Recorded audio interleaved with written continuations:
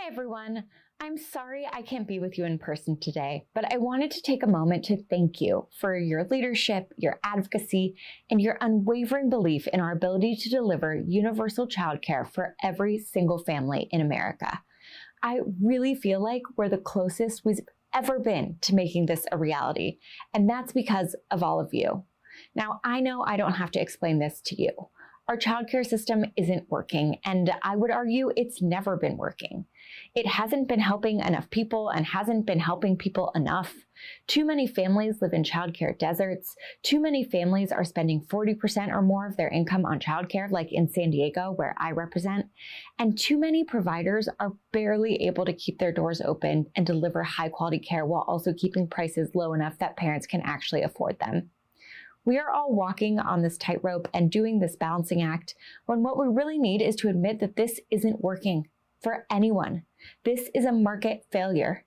And this was all true long before Donald Trump became president again. So when we rebuild our system after he's decimated it, our goal shouldn't be to just resurrect the system we had before Trump. We need to reimagine our care system so it works better, goes further, and serves everyone. The work you all are doing to advocate for universal childcare is so important, and trust me, I know it feels like an uphill battle sometimes. I have the scars from the fights we've had before, but I really feel like this is our moment because it's not only the right thing to do to protect and support everyone's children, no matter where they come from, but it's also the fiscally responsible thing to do. Our economy loses $172 billion every year to this childcare crisis. It is actually costing us money to not invest in childcare. And let's be clear, it's not that we can't pay for it. We have plenty of resources, we just need to use them. I sit on the Armed Services Committee, and no one asks, how are we going to pay for a $1.5 trillion defense budget? It is long overdue that we tax the wealthy their fair share and use the money to invest in our childcare system. For too long, we've accepted small changes as the best we can get, but not anymore. We can't take baby steps and incremental fixes and pretend that's good enough. We need transformational change. That's why I'm grateful that you all recognize the size and scale of this challenge and you're fighting for this with me. We need universal childcare, high-quality childcare, a system built on equity and accessibility, one that is culturally responsive, and a guarantee that providers will get fair pay and good benefits. That's our North Star. And not if, but when we have a Democratic House majority next year, we're going to deliver. And because of all of you, every family in America will have universal childcare. Every parent will be able to thrive in the workplace knowing their child is okay. Every child will have the support and learning and care they need. Every provider will be valued and paid what they deserve with the knowledge that our immigrant and communities of color make up a larger portion of that demographic. And every American will be better off with a stronger, growing economy. I am so thankful for everything you've done to get us to this point. Thank you so much. It is such an honor to be doing this work alongside all of you.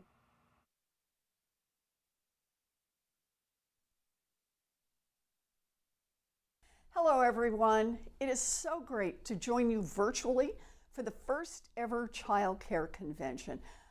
Thank you to the Community Change Action for hosting this important event. Now, you all know better than anybody that it is long past time for us to deliver universal child care. When I was a young working mom, I remember being about an inch away from quitting my job before my Aunt Bee moved in to help with childcare. And shoot, that was 40 years ago. And the problem has only gotten worse. Today, skyrocketing costs, including the cost of childcare, are crushing American families. In 47 out of 50 states, families are paying more for childcare for 2 kids than rent for their whole family. And meanwhile, childcare workers are often paid at lower rates than Uber drivers. So wow, how do we fix that? Our government needs to invest in affordable, high-quality childcare for every single American family. The bottom line is that childcare should not be a privilege reserved just for the rich. It is public infrastructure that makes our communities and our businesses flourish. And that is exactly why we need to invest big in childcare, and we need to do it right now. And it would be a smart investment with huge payoffs. Workers would be paid more and paid commensurate with their training and their responsibilities. Babies would get a strong start in life, and families would get relief from a huge cost. And that's why I'm working with my colleagues to draft a bill that will be the day one solution once we take back power. It expands access to affordable child care to every American family. It offers high quality early education to every child. And it makes sure that those we trust with our babies are paid what they deserve. Look, this would be life-changing for millions of families, workers, and communities all across our country. It's time. It's time for us to deliver for the American people. It's time to lower the costs that keep families up at night, and it's time to give people hope by showing them what it looks like when they have a government that is on their side. And that starts with universal child care. So we need all of you to stay in this fight. Please call your representatives, call your senators, share your stories. Story by story, family by family. That's how we keep building the momentum for universal child care, and it's how we're going to get it done. I am grateful to all of you for your work, and I just want you to know it is truly an honor to fight alongside you. This is a righteous fight. Thank you.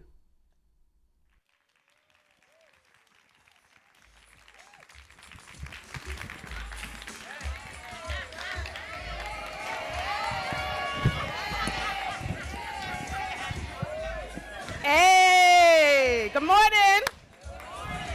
Good morning. Good morning. Good morning. Good morning. Do y'all know how to spell good morning?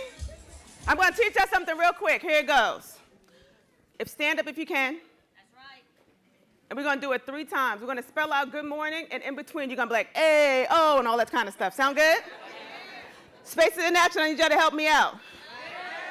Here we go. G-O-O-D-M-O-R-N-I-N-G. Good morning. Woo! Good morning. Woo! G-O-O-D-M-O-R-N-I-N-G. Good morning. Woo!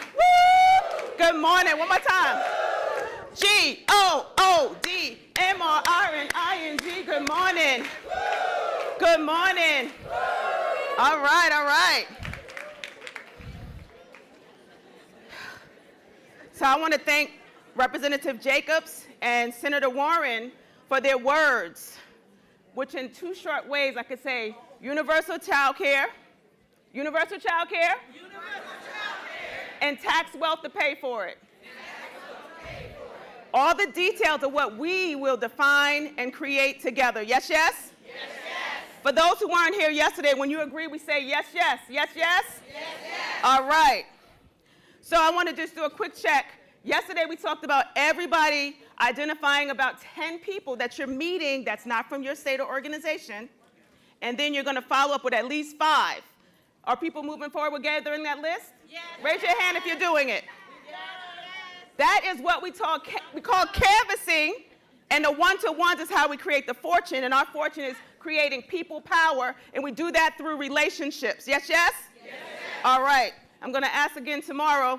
Everybody should be like, I got my 10, but you're going to follow up with at least 5 within 48 hours after this convention concludes. Understand?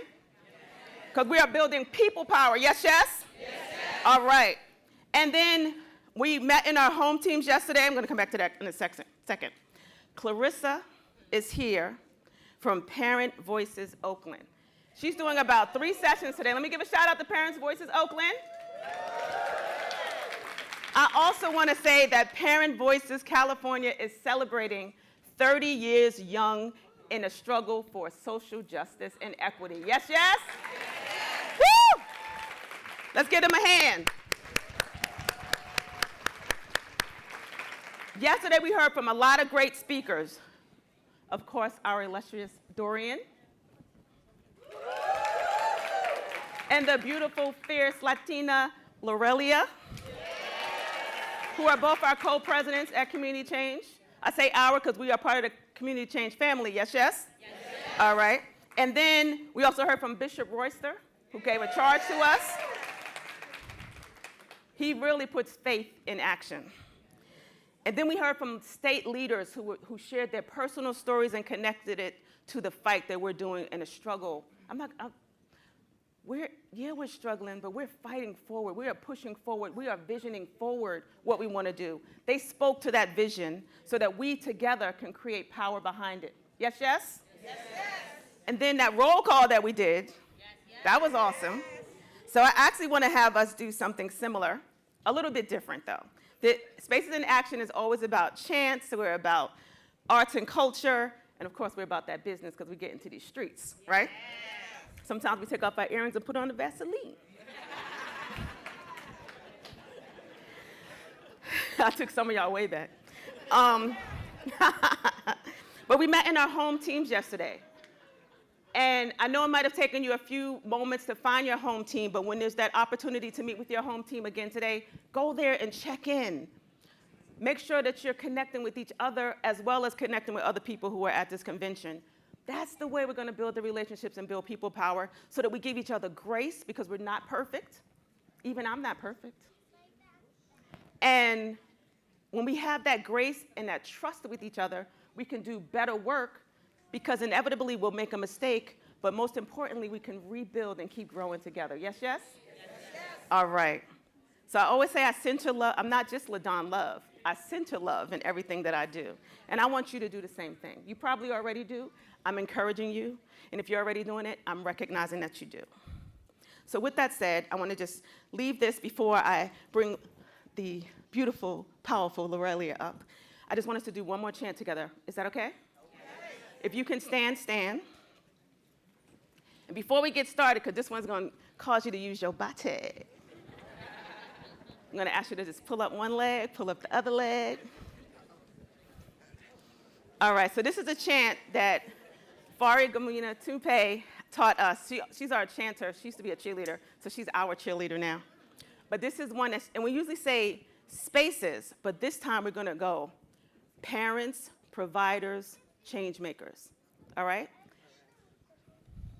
Who rocks the house? You say, parents rock the house. And when parents rock the house, we rock it all the way down.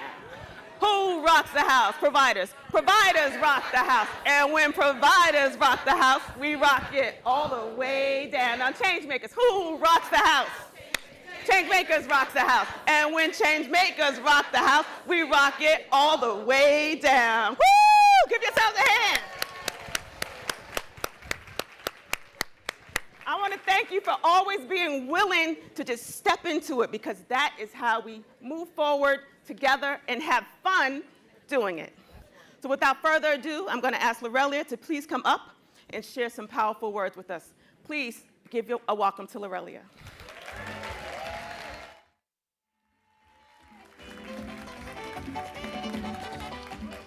A ver, ¿cómo estamos? How are we doing this morning? Why aren't you dancing right now? Do you need some Bad Bunny on? Where are my Juan Luis Guerra people at?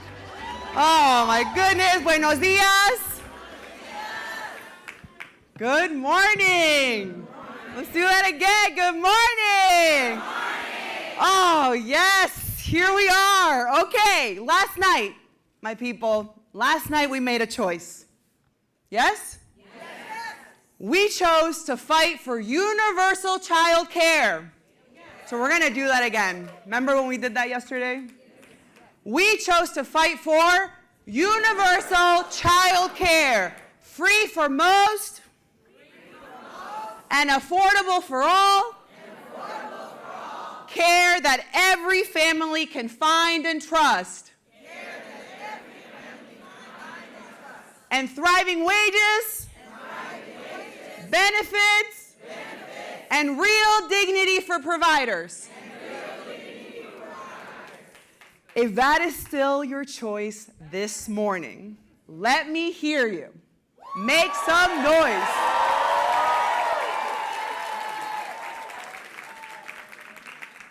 That's really good, because yesterday we chose what we're fighting for. Today is about what that choice requires of us. What exactly will it mean for us to win? Yesterday, I asked you something that this crisis has stolen from us: our imagination. I told you that survival shortens the distance we can see. Today, I want us to lengthen it, far enough to see not only the victory, but the morning after. Yes? Because if we imagine the breakthrough without imagining the struggle over what follows, someone else will determine what our victory becomes. So this morning, I want us to imagine that we win. After years of organizing, Congress passes the largest public investment in childcare in American history. Families who have spent years on waiting lists can actually find care. Parents who have watched childcare consume an entire paycheck can breathe. Providers who have held programs together through sacrifice finally see public dollars beginning to flow. Then a corporation calls. It offers enough money to pay your debts, maybe enough to retire. After giving so much of your life to everyone else's children, selling may be the first opportunity you have ever had to secure your own future. Now multiply that decision across the country. Private equity firms see billions in new public investment and begin buying programs. One center, then 10, then 100. The names on the doors may remain. The same educators may still greet children every morning, but every decision moves away from providers and families and into the hands of investors who may never enter a classroom. Those investors arrive with a different question. Not what do children need or what will our families and educators need to thrive on. Their question is, how much money can we make? A public dollar could become a provider's living wage, health care, paid leave, and the funding that keeps a trusted program open, or it could pass through a corporate chain for pure profit. The dollar does not make that choice. Power does.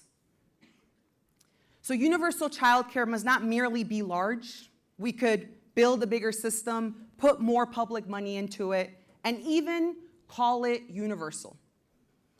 But if parents still have little voice, providers still have little power, and public money intended for children is buying wealth for investors, did we win? No. Did we win? No. Passing a law does not end the contest over power. It moves that contest onto new terrain.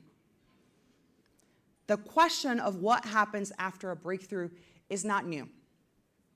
Bishop Royster gave us a way to understand it last night when he told us about his great-great-grandfather, First Sergeant Edward Radcliffe. Do you remember? Who was born enslaved in Virginia, escaped slavery, and joined the United States Colored Troops. After the war, Radcliffe returned to the reservation, a community built by free and formerly enslaved Black people. They established farms, churches, schools, and businesses. They did not wait for someone else to deliver freedom. They began building the institutions and economic foundation that could make freedom real. Radcliffe's life carries the promise of Reconstruction. Formerly enslaved people became voters, organizers, legislators, public officials. Multiracial governments rewrote constitutions and created public school systems. They were not trying to make the old order a little better. They were building something new. But changing the law did not eliminate the power of the old order. Much of the land and wealth remained in the same hands, and ultimately, the federal government seized the reservation and displaced hundreds of Black families. Our struggle is different, but the lesson is clear. Entrenched power does not disappear after a breakthrough. It reorganizes to capture, narrow, or reverse what people have won. A breakthrough is not yet a settlement. And unless we change the underlying balance of power, even our victories can be captured, diluted, or denied. When we win a historic investment in childcare, we will have changed. Will we only have changed the funding? Is that what we're doing? We're only changing the funding? Or will we have changed who holds power? And private equity will be ready with their answer. We need to be ready with ours. Corporations will meet our victory with lobbyists, lawyers, acquisition plans, and proposed regulations. They will call themselves partners. They will offer corporate control as the fastest, most efficient way to deliver the system our movement fought to make possible and use their wealth as an advantage. They will try to co-opt our victory, and they are betting that they can deal with us one at a time. Uno por uno. One exhausted provider ready to sell, one desperate parent searching for an open slot, one community trying to keep a trusted program alive. That is how concentrated power works. It isolates people, narrows their choices, and then calls the outcome inevitable. Our answer is to refuse that isolation. Parents and providers have been pitted against one another in this fight before. Our power begins when we refuse to fight one another and become one powerful political force. Powerful enough to win the investment, powerful enough to set the table and shape the terms, not invited in after important decisions have already been made. When agencies write the rules and public money begins to flow, we must remain organized enough to stop corporations from converting our victory into their business model. That is how electoral power becomes governing power. Not by electing people we like and going home, but by building a constituency capable of shaping the law, enforcing its commitments, and improving and imposing consequences when those commitments are broken. Because universal childcare will be shaped by someone. So I want to know if you're ready to shape it. Yes. Are you ready to shape it? Yes. Either corporations will shape it around what they can extract, or parents and providers will shape it around what children and families need. That is the choice. Yes. Say it with me, choice. Choice. Choice. Are you ready to choose to fight for that power? Yes. Are you ready? Yes. Are you really ready? Yes. Now, last night we chose universal childcare. Today we choose to become the political force capable of building it on our terms. So I want to close by asking you to repeat with me. The future of care is not for sale. You ready? The future of care is not for sale. Let's do that together. The future of care is not for sale. The future of care is not for sale. All right, y'all. So if you're ready to go, you ready to go? Yes. You're ready to scale up, to train up, to organize in your communities, to bring more people to the movement, to make sure we are setting the terms? You ready to go? I can't hear you. Are you ready to go? Are you sure? All right then.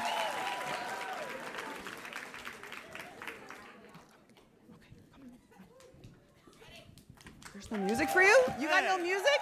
You got no music. Are you ready? Yes. I don't think I heard you loud enough. Are you ready? Yes. Give Lorella some love, y'all.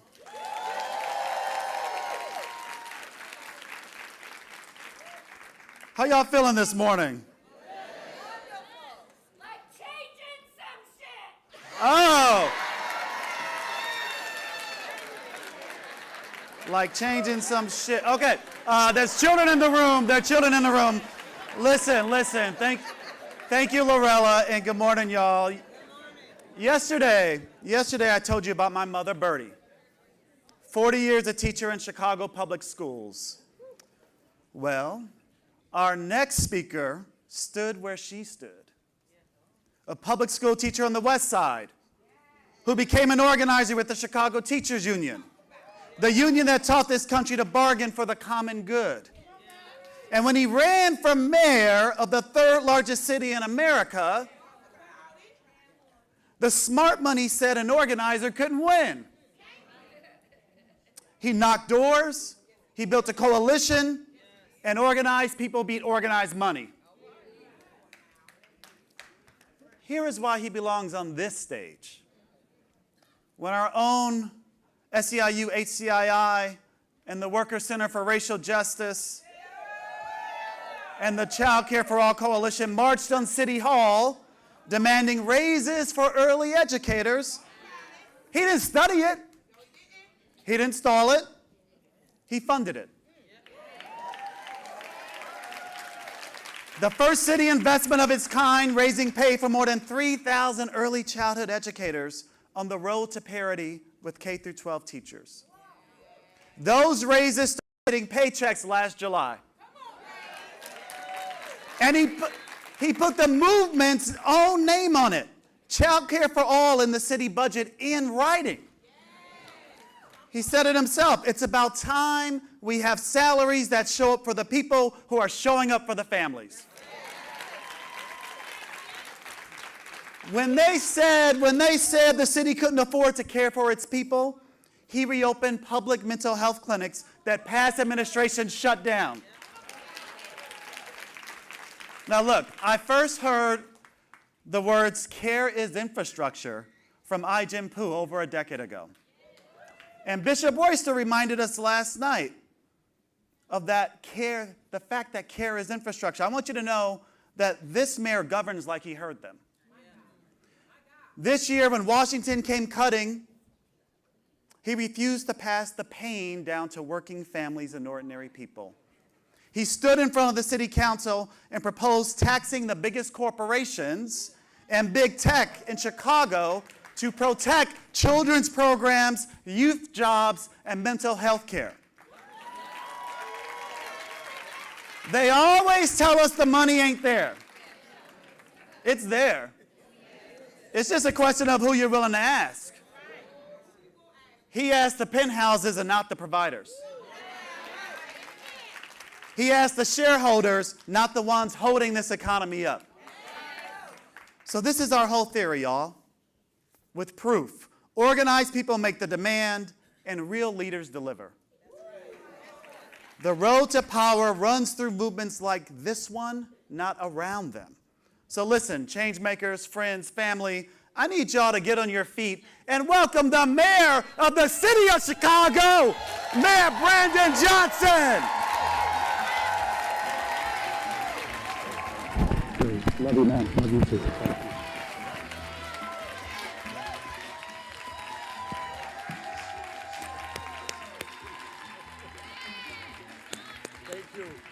Thank you so much. Thank you. Thank you. Well, y'all gonna make this black man blush this morning. Come on now. I'm just saying here. Now, I've been happily married for 28 years. I ain't never been in a room with this many beautiful people cheering me on. I'm like, who, me? My goodness. This smile gonna take me all the way to re-election. But thank you, Dorian, for that introduction, and thank you for your incredible work. Good morning, childcare workers. I do want to thank Community Change and everyone who helped make this convention possible.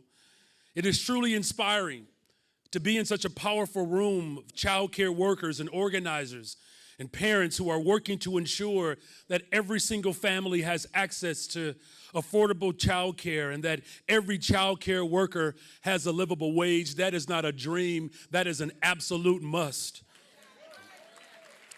And as a father, I know how important it is to give our young people access to well-rounded care. And as a former public school teacher and child care provider, I'll never forget the days of Children's World Learning Center, that big old $6.25 an hour. Some of y'all have been working in this long enough to know what I'm talking about. I know that to give our young people the type of access that they deserve, this should not be controversial. But we need to pay child care workers livable wages across this country once and for all.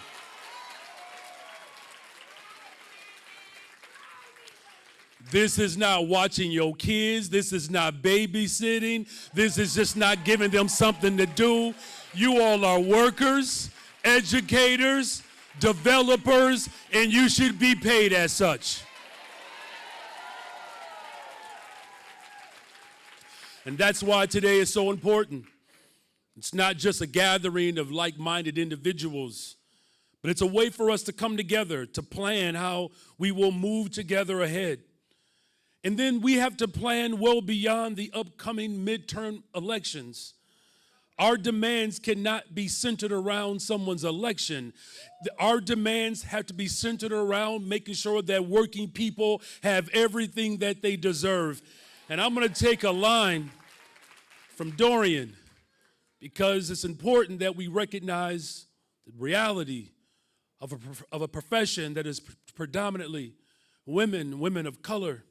And we thank you to the handful of brothers who do this work as well. You know, y'all treat us right too. And when I say brothers, I mean all men. That's not just melanated people. I'm just saying, we're in a worker space. Brother and sister means we are all one family. But it cannot be confined to an election. And as Dorian indicated, for too long we have protected the ultra-rich and the shareholders. But it's about time that we protect those of us who are descendants of slaves and sharecroppers.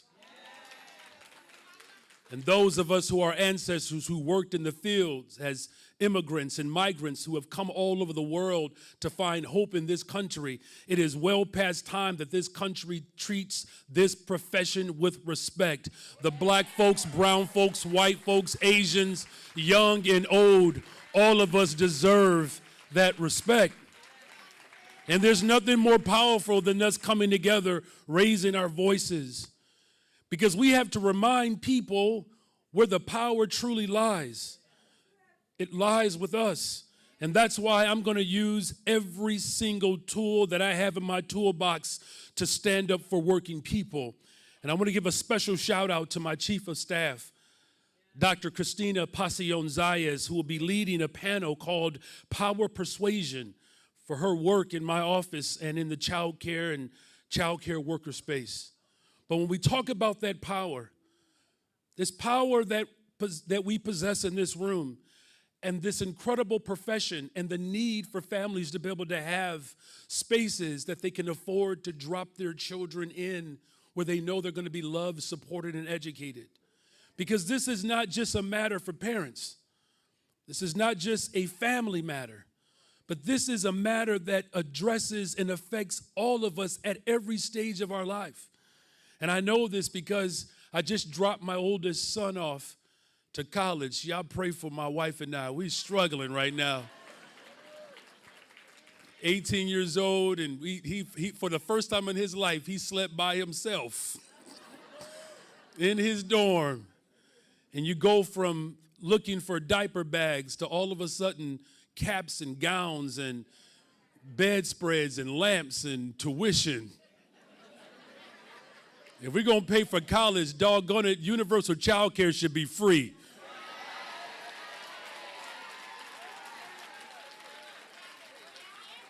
And we should tax the rich to pay for it. Lord knows some of them rich people's kids could use some child care.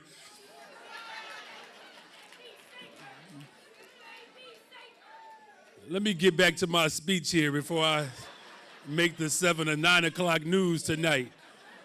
But dropping off my child and also caring for a father who has Alzheimer's. And people forget that when parents drop their children off to us, anything and everything that that child is dealing with is also dropped off. Do I have a witness in here? And so that's why we cannot create this foundation without an understanding of what we're building. We're daring to build a new social order in this country where we are not capitulating to the ultra-rich and those with means, but we are ensuring that the talented child care workforce is fully supported. And child care workers serve as, you're a community resource. When you are a child care provider, anything and everything that someone has interest in, they are going to ask you about it. Whether it's looking for a job or finding additional support and care. And we know in our public schools right now, 35% of our children in CPS have IEPs. The number of our children who are growing up in trauma, who need that additional support, that foundation you all are laying. And that's why it's important that the foundation that you are laying has to be a foundation that is firm. And that's why my administration worked with child care providers and the child care workforce through investments and initiatives. And as Dorian indicated, I was proud to write in the budget and codify $7 million to provide support for our child care workers. And we have continued the $3 million annual investment in the Chicago Early Learning Workforce Scholarship. 915 degrees and academic pathways have been earned or completed because of those investments. Because it's not just about investing in your wage, but it's about investing in your professional development. And so our young people truly, in closing, are our greatest strength. And giving them the opportunity and resources that they need to grow and thrive, that is a reasonable service and expectation. And that is why we must continue to lay the groundwork today in order to make universal child care a top priority for every single level of government and push back against the funding cuts that are causing frustration within our space. But simply put, the child care system that works for all means that care is available and affordable for every single family, every child. And providers have to be paid with respect and dignity, and not just a good paycheck. I'm talking about benefits as well. You should be able to retire, take a vacation, get you a second vacation home in Chicago, and send your children to college and not have to worry about it. When we invest in childcare and childcare workers, we are investing in communities. We are investing in our cities. We are investing in our future. We're building an economy that works for all of us, not just the wealthy few. So I'm charging you all today to continue to fight. Show those who are in positions of power who truly has the power. Let's never back down until every child and every childcare worker, regardless of where you live, your race, your immigration status, or your background, you deserve to have the same opportunity for everyone. We have built this nation as workers, and workers will save this nation. Are you with me? Are you ready to continue to fight for universal child care? Are you ready to continue to fight to make sure that every worker has a livable wage? Are you prepared to take it to the ultra-rich and make them pay their fair share of taxes? Well, then God bless you, and God bless the child care workers. Thank you very much.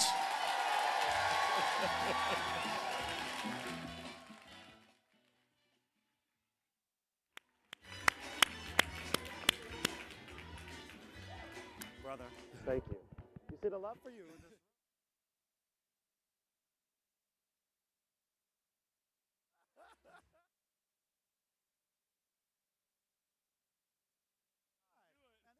I did.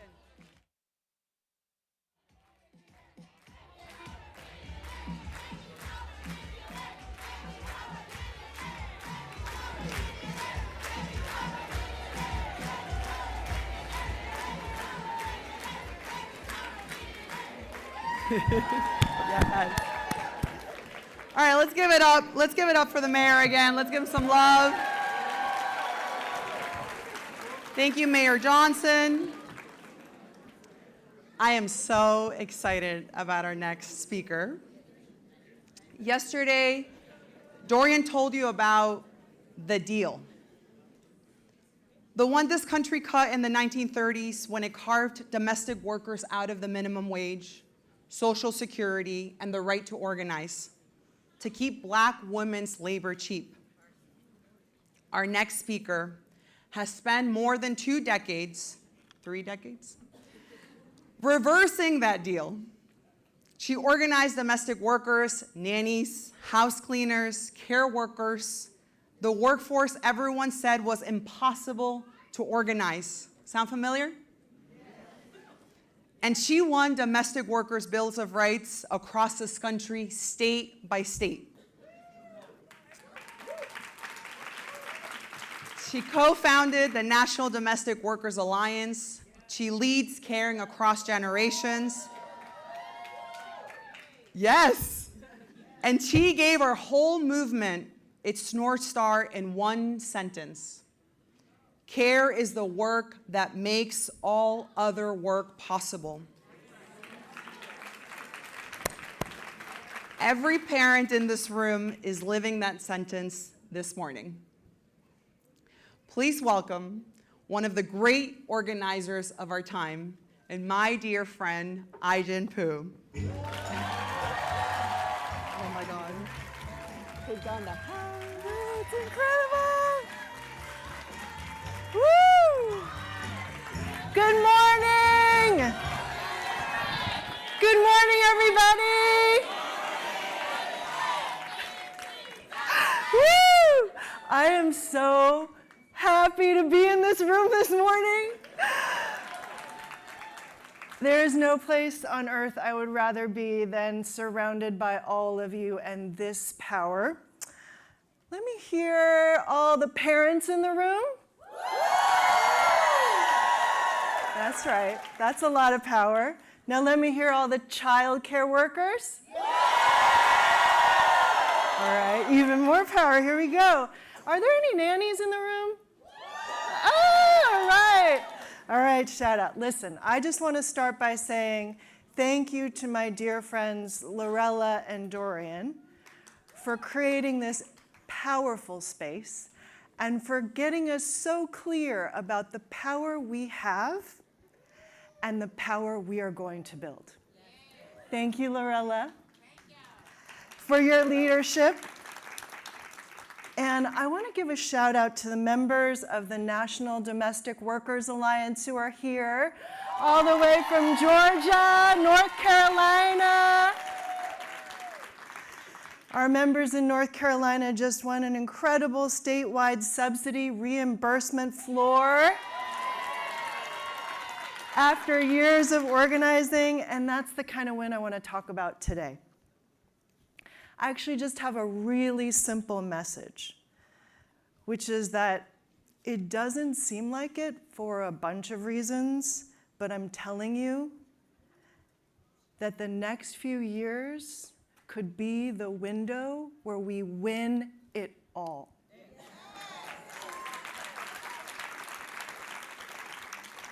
And I'm talking about universal childcare, the way that Lorella laid it out this morning.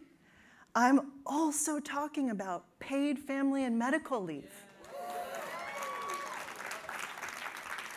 I'm also talking about affordable care for our aging and disabled loved ones. And I'm talking about good jobs with benefits and living wages for all of our care workers across childcare and direct care. I'm talking about the whole family care agenda. Lorella and I were just in DC last week, and never before have I heard the number and diversity of elected officials at the federal level fighting to champion our care agenda. Literally, the momentum we have right now, we have never had in our country. We are winning, y'all.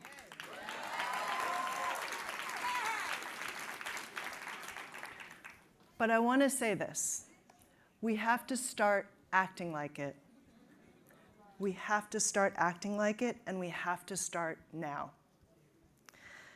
And I know it doesn't feel like we're winning because budgets are being slashed, essential programs are being cut, wages are stuck while the cost of living keeps going up, and new parents are being hit twice over by the cost of living and the cost of caring for a child, and immigrant providers who hold our families and communities together are being cruelly targeted and stolen from our communities. We see all this. We are living all of this. I know it is a crisis. But there is a thing about a crisis, which is that it exposes what's broken. And when something is exposed, it creates the space to build what belongs. And we know for a fact that this country is ready for change when it comes to care.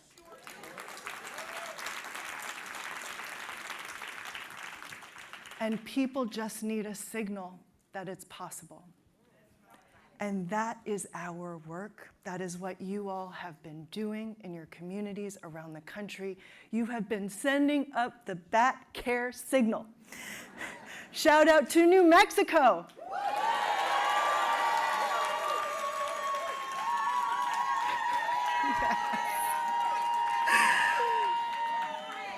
Shout out to New York City. Concrete jungle where dreams are made of, care dreams. Shout out to Illinois. North Carolina. Shout out to everyone who was a part of the Day Without Childcare. We have collectively shown all of the signals that change is possible, and now it's time to win it all nationally. So what does that look like? What does it look like to act like we're winning? I was reflecting on this question, getting ready to come see you all today. And I was thinking about the last 30 years and what some of the lessons that we could draw from are. And I've got 3 for you, one from every decade. And the first one, lesson number 1, is when it comes to care, there's no such thing as an unlikely ally. In 2003, when we launched our very first campaign for a domestic worker bill of rights, our nanny members wanted to march, and they wanted to bring their kids. They weren't sure if it was safe, and they wanted their employers to know so they wouldn't be blindsided, they wouldn't be surprised. And so one summer day, on a Saturday, we organized a Children and Families March for domestic workers' rights. And what we found when we framed it around family and the care that we all need was that the employers didn't just support, they actually showed up and brought their kids. And then the workers' kids and the employers' kids led the march, holding signs that said, "Respect my mommy and respect my nanny."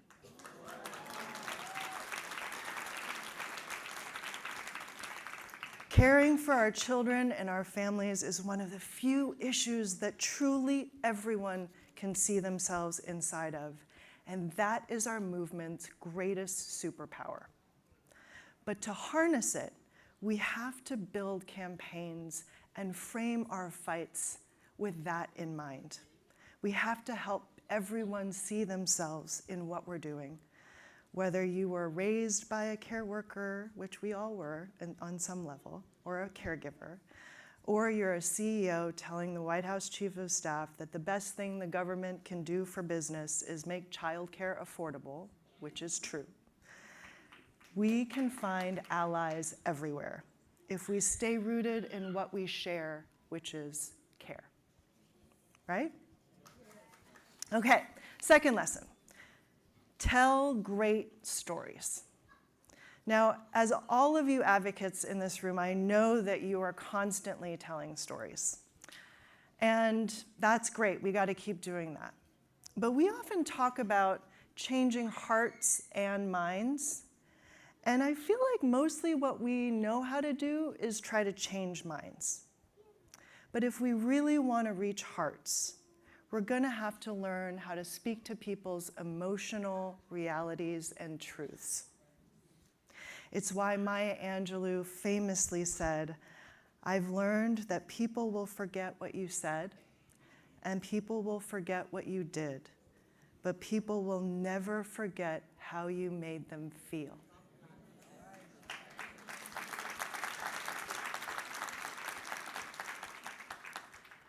How much time have we spent getting great at telling the kind of story that helps people feel powerful, feel connected, feel their agency? How much time have we spent getting really specific so we're telling unforgettable, irresistible stories? Stories that are emotional, and that really reflect why care is not just important to you, but important to all of us. Getting beyond the arguments and the numbers and becoming excellent storytellers. That is what is before us. Raise your hand if you plan on becoming an excellent storyteller. Yes, yes. Yes, yes. All right, final lesson. We must win. And how we win matters. It's not enough for a few of us to negotiate a deal at the top. It's not even enough for 1,000 of us, 1,500 of us in this room to negotiate a deal. We need for millions of people outside of these walls to feel like it is their win, to own the win. We have to both deliver, which is going to be hard, and we have to bring everyone we can with us to grow a movement big enough that it feels like it belongs to the whole country. And that is why we are launching 1 million care conversations, the biggest public conversation on care this country has ever had. We're talking to 1 million families about their experiences with care and inviting them to help shape the solutions. And we need your help. Will you help? Yes. Amazing. This afternoon, my colleagues at Caring Across Generations are running a workshop at 1:30 on 1 million care conversations and how you can help. I really hope as many of you as possible will attend and learn how we can hold these conversations in all of our communities. This is the work, growing our movement, making our stories and our goals irresistible and unforgettable, and helping every single person we can reach see their agency and their story in building what comes next. You're already doing it. Now let's act like we're winning and win it all. Thank you so much.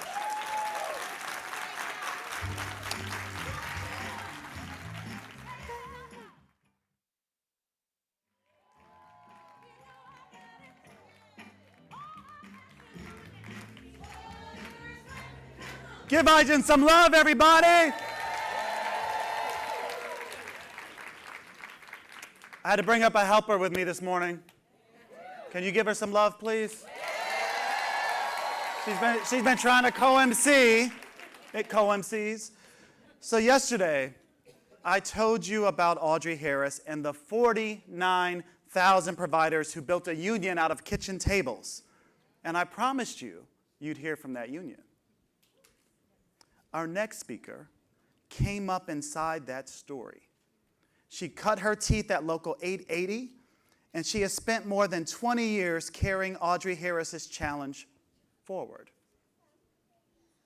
the raises that you heard about from Mayor Johnson, she helped build the Childcare for All coalition that made that happen. Because guess what, y'all? Leaders only deliver when organized people demand and have power. And when armed federal agents dragged a beloved teacher out of the Rayito del Sol Child Care Center last fall, in front of the children she teaches, Brennan and her union stood with that teacher and her families until she walked free. Because that is what a union does. The people who show up when they come for one of us. That's called solidarity. Say it with me, solidarity. Solidarity. Solidarity. Child care providers, she says, are the workforce behind the workforce. Please welcome from SEIU Healthcare, Illinois, Indiana, Missouri, and Kansas, the Vice President and Director of the Child Care and Early Learning Division. Give some love for Brent Siebert, everybody.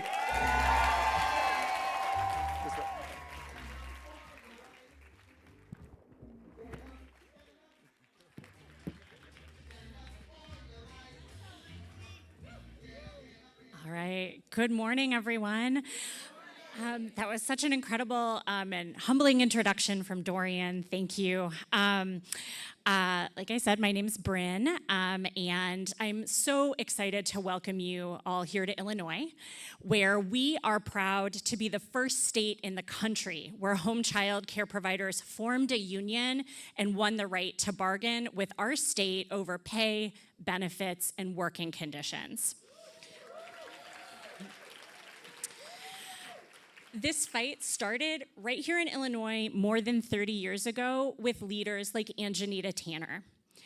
In the late 1990s, Anjanita opened her home child care on Chicago's West Side, and it quickly filled up with kids from families much like her own. Working class, Black families, mothers with young children who were eligible for Illinois' newly created Child Care Assistance Program, which promised to help cover the costs for parents of childcare as long as they worked or went to school. So by day, Anjanita's home childcare was full of joy, activity, and curiosity, with anywhere from 8 to a dozen children circling up to sing songs, to listen to Miss Nita read their favorite stories, to make masterpieces with finger paints, to learn the days of the week, how to talk about their feelings, and how to take care of each other. After the kids went home for the day, though, it was a different story. That's when Anjanita would sit down at her kitchen table and choose which bills could wait a month or two, or which needed to get paid today so her phone or her lights weren't cut off.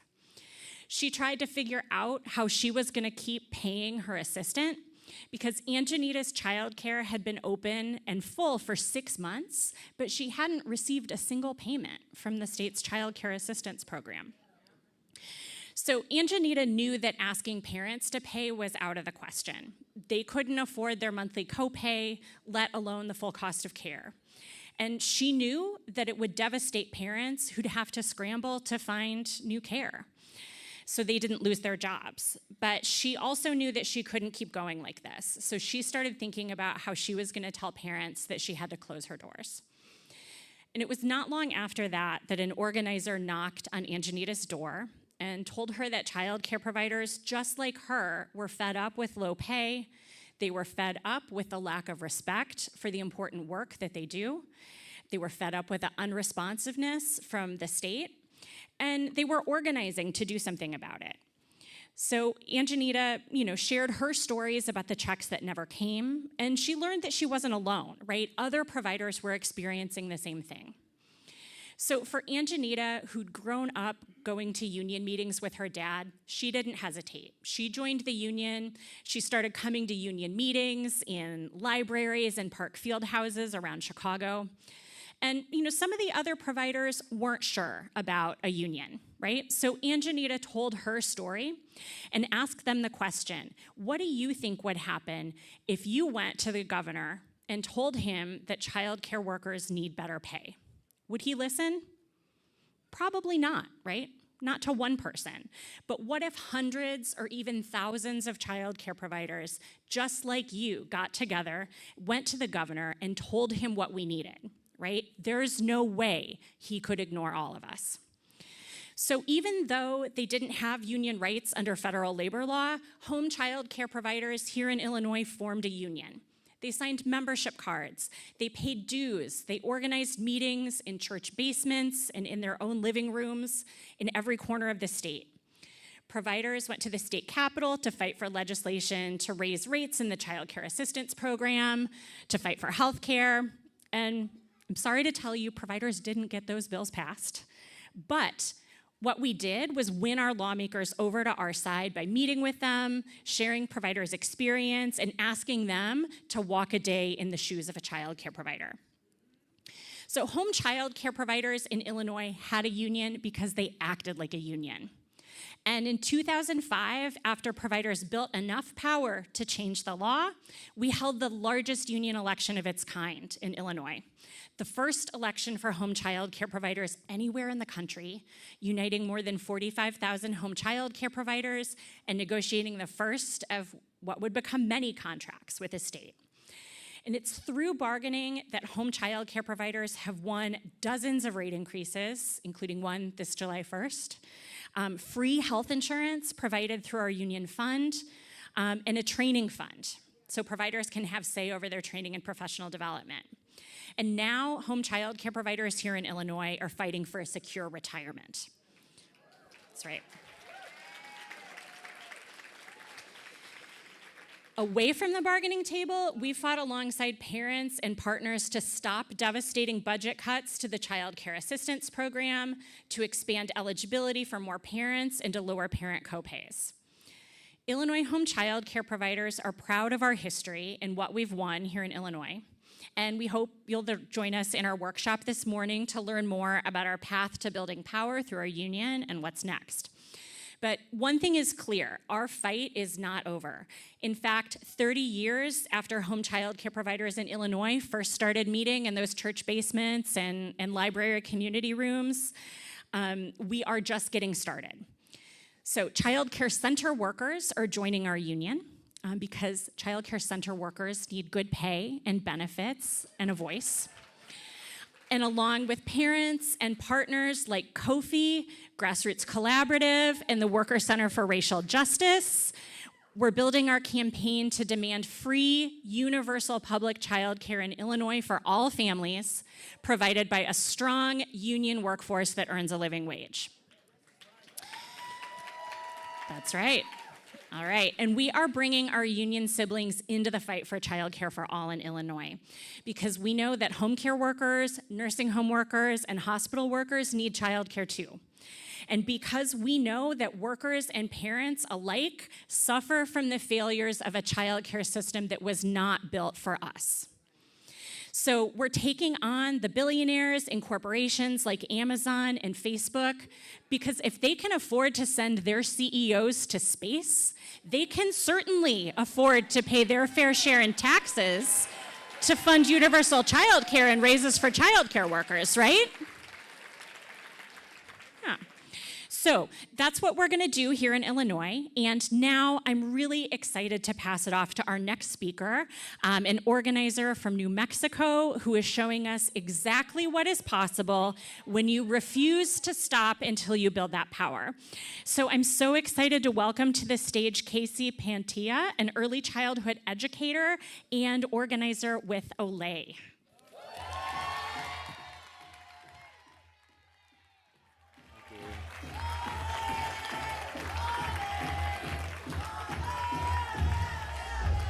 I see you. All right, good morning, child care change makers. How y'all doing this morning? All right. I know everyone has busy lives and could be doing something else this weekend, but you all chose to be here, and it shows how big your hearts are and the impact y'all want to make in your own communities. By being here at this convention, y'all are taking the first steps to the path of universal child care in your own communities. As we all know, the nation would benefit greatly if all 50 states had universal child care. This weekend, we will learn more about that, but right now, I want to share a quick story. As an early educator of 19 years, I have experienced the highs and the lows of working in this field, like being undervalued and underpaid. Raising a family on poverty wages is impossible. So about 4 years ago, alongside my wife, who was an infant teacher of 14 years, we had to make a tough decision. That tough decision was to either stay in the field making poverty wages while trying to stay financially afloat, or go in search of a better paying job. Which one of us had to be the one to leave teaching? That tough choice was either to stay, boy, was that one of the toughest choices I had to make because we both enjoyed it so much. My wife knew how passionate I was about teaching young children and how much I love teaching. She decided to be the one to leave the babies she so much loved taking care of. Luckily, she had gone to medical school after graduating high school, so she decided that she would go and work at a pediatric urgent care where she still cares for children. It was at this point in our lives where we got the motivation to stand up and to let our voices be heard, and to make change, not only for ourselves, but for our family, but for others in our community in the state of New Mexico who were dealt similar situations. This is about the time that we joined organizers in the land of enchantment, or OLE for short. We are a grassroots organization that deals with political reform, injustice, citizenship, renters' rights, and early childhood education. This organization, along with a few other orgs, have been a critical part of New Mexico's movement in early childhood education and universal childcare. When people hear that New Mexico has universal childcare, it may seem like it happened overnight. But for those of us who have been in this part of this movement, know that is not true. Universal childcare isn't the result of one bill, one politician, or one moment. It was the result of years of organizing, thousands of conversations, countless meetings, and ordinary people like yourselves deciding they wouldn't give up until every family had access to childcare and that every educator was valued and compensated fairly.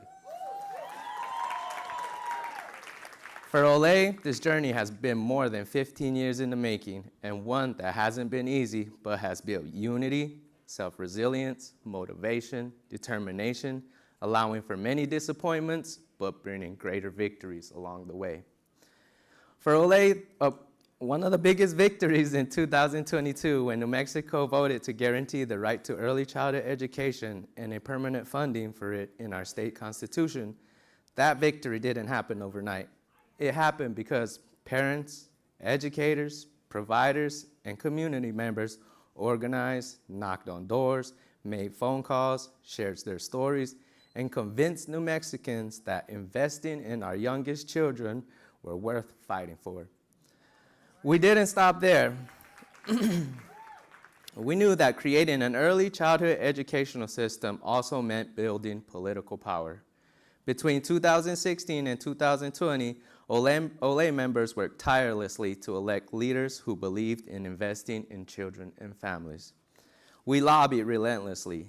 We showed up at the Roundhouse year after year to educate elected officials that we aren't just babysitters, but actual educators. We testified, sharing personal stories of hardships and hopes for the future. We rallied to spread community awareness, making sure they knew what we were fighting for with events like Day Without Childcare. We believed that the more we showed up in numbers, the better chances we heard for our voices to be heard. Every year we showed up, we didn't always get what we wanted, but we didn't stop. We went back to the drawing board to brainstorm new ideas and strategies. We made sure we made sure childhood education is an issue that elected officials could no longer ignore.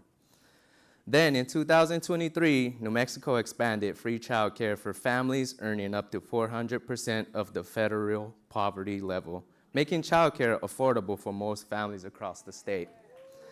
That was another huge victory. As access expanded, our movement turned to the next challenge, making sure that our educators who care for our children earned the wages they deserved and push for the implementation of a wage and career ladder, where educators can move up the pay scale based on experience education, and certifications, because universal childcare only works if the people doing this actual essential work can afford to stay in this profession. So when the state announced universal childcare in 2025, many people saw it as a sudden victory. For us, it was a result of years of determination. Every phone call, every door knock, every story shared, every meeting attended, and every vote casted helped create the conditions for that moment. That's what organizing looks like. Sometimes the victories may come quick. More often, they come after years of showing up, even when progress feels slow. They come from believing that change is possible before anyone else can see them. The story of universal childcare isn't just about policy. It's about people. It's about parents who wanted something better for their children.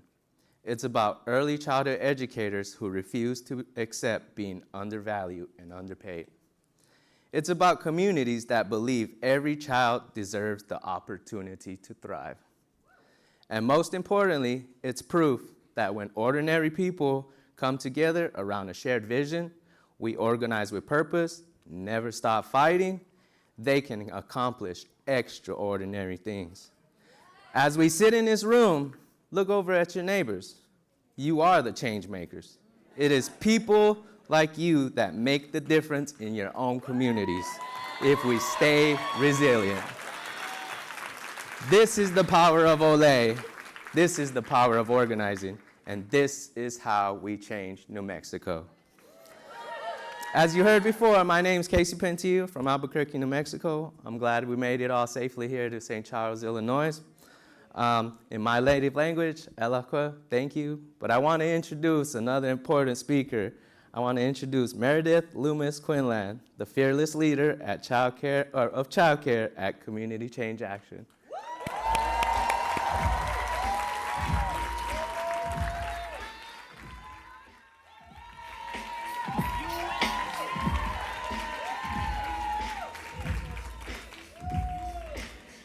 Wow, let's give another round of applause for Casey. I know this room can get louder than that.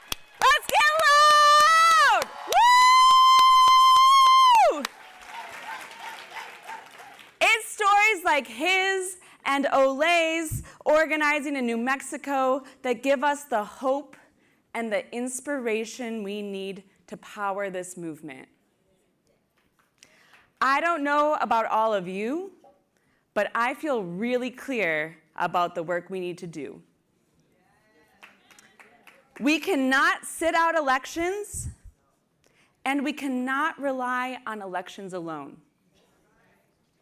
We need to fight this fight from every angle, and it's going to take all of us.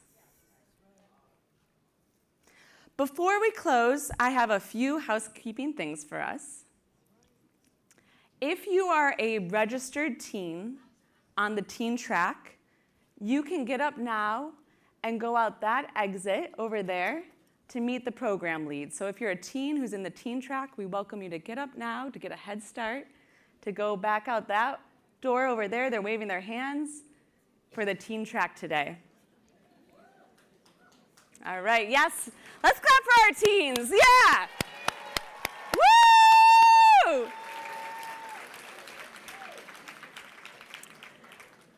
There is a help desk at the Welcome Center and another one right outside of the ballroom here that you can go to for any questions you have throughout the day. Childcare pickup today is at 6 p.m. What time is childcare pickup today? Okay, we have a room of childcare workers. We know that that's important, right? 6 p.m. All right. All right. Dinner, also important, is from 6 to 8 p.m. tonight. And we have a carnival, a family-friendly carnival that's going to be in here at 6:30. We're starting a little early because we know we have some parents who want to get their young kids through the carnival and get to bed. So it's going to be going from 6:30 to 9, this carnival in here. Dinner's from 6 to 8. If you are using interpretation equipment, please return the interpretation equipment at the end of today at the interpretation table right outside of the ballroom over there. Next, we're going to provide some clarification on the shuttle schedule. We thought that would be helpful. All right, yes.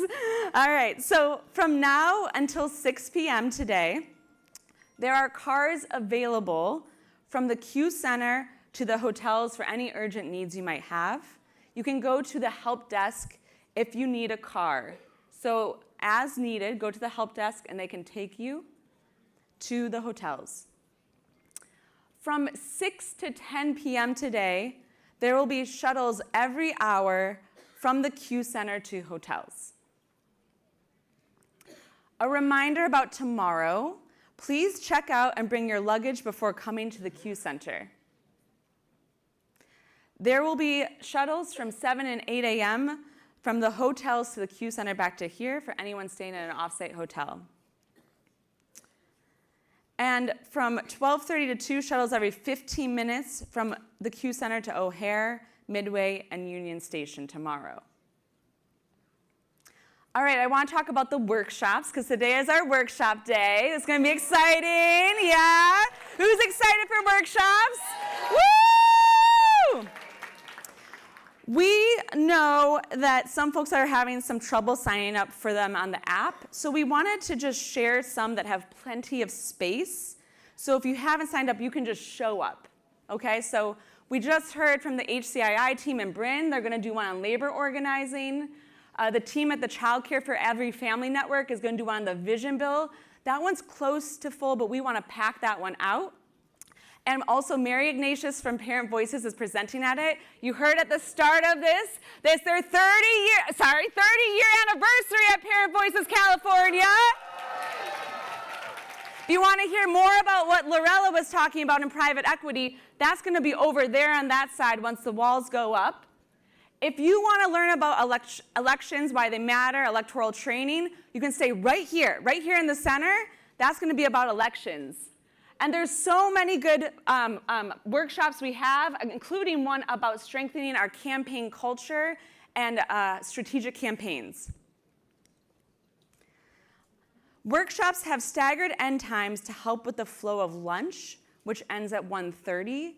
So some of them are ending at different times to help us get to lunch in a way that is like managed every 15 minutes. So that's why they end at different times. All right, before we leave this room, I want to do a chant with all of you. Get the energy high before we go to workshops. So when I say, what do we want? You're going to say universal childcare. And when I say, when do we want it? You're going to say now. You ready? What do we want?